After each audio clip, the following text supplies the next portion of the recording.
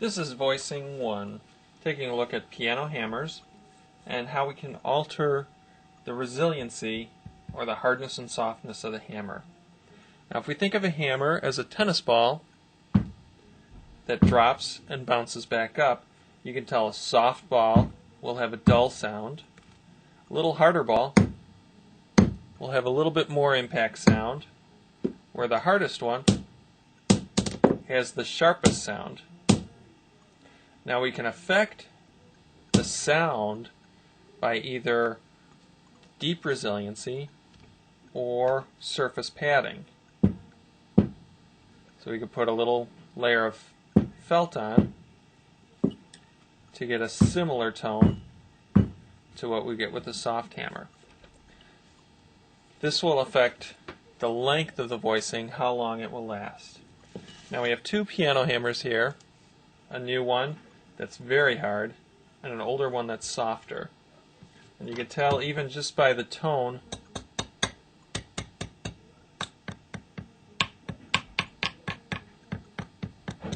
of what it hits on the hammer.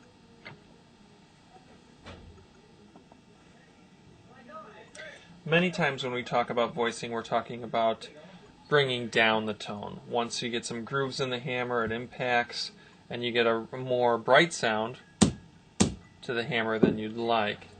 Now there's different needling systems out there, from a small 3-needle tool. These needles are about 1 millimeter in diameter, just under. You can have a thicker one. This is up to about 1.2, 1.3 millimeters, or a small, really thin one that's about 0.7 millimeters. Essentially, we're talking about two different kinds of voicing to the same hammer. A very deep voicing, which might put the needle in this area, which would simulate the spring of a tennis ball, and a very light surface voicing to soften the top area, which would be similar to using our little felt pad to give some surface voicing to the sharp sound of that metal ball. There are tools used for that surface voicing, a chopstick tool that can reach down and just poke in right at the string groove. There's also liquid options. We can spray a little bit on top to puff that up. What most people are accustomed to is a strong voicing in this direction, but there is also taking the needle coming in from this side.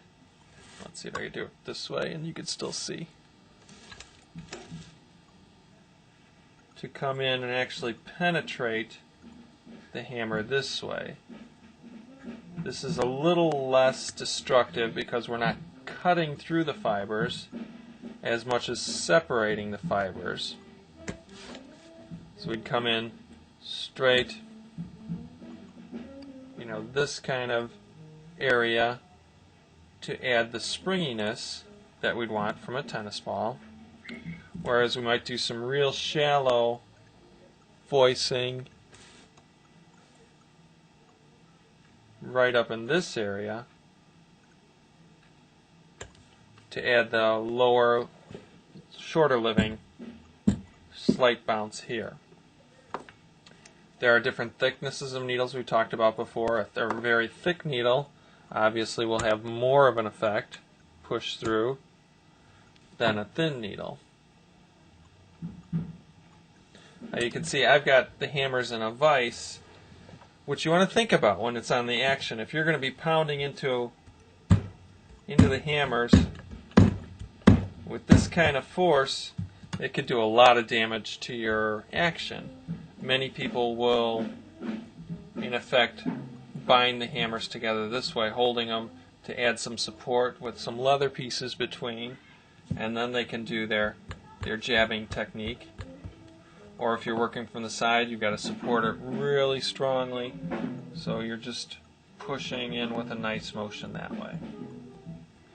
But again, the most important thing to realize to get in your head is this idea of the springiness that you want from the body of the hammer, and then the firmness of the felt, and then the surface structure effect of lightening up in this area. And again, if you go deep in this area, it's really not a good idea.